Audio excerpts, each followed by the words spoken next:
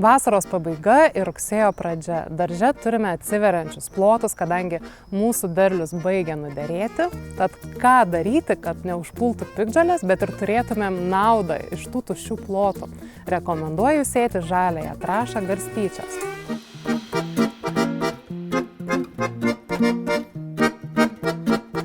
Baltosios garstyčios brako yra nepamainomas turtas jūsų daržui.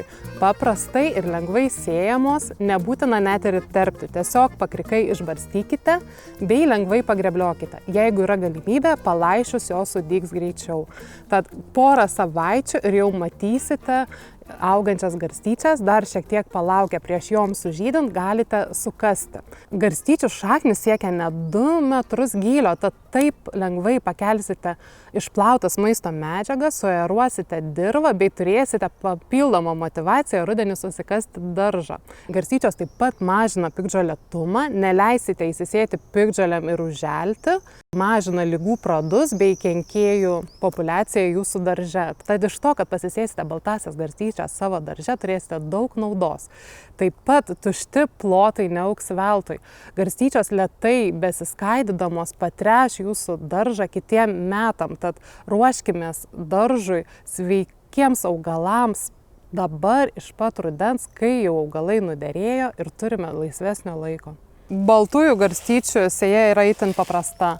Teisingiau būtų daržą sukasti, bet paprastuoju būdu, tiesiog nuėmus derlių, net ir vasaros viduryje, jeigu atsilaisvina plotą ir nieko daugiau nebeauginsite, išberiame pakrikai.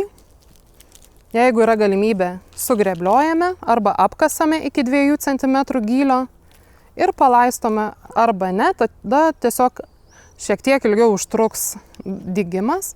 Nereikia bijoti garstyčias sėti ir šiek tiek vėliau rudenį, kadangi jų vegetacija yra labai greita.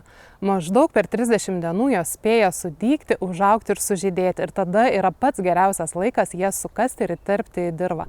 Sužydėjusias garstyčias apkasame maždaug kastuvo gylyje ir taip jas paliekame irti ir mineralizuotis per žiemą. Per tą laiką jos spėja pilnai suirti ir pamaitinti dirvą pavasario darbams. Prenumeruokite Žalia stotelę YouTube kanalą bei sužinokite daugiau naudingų patarimų savo kiemui bei daržui.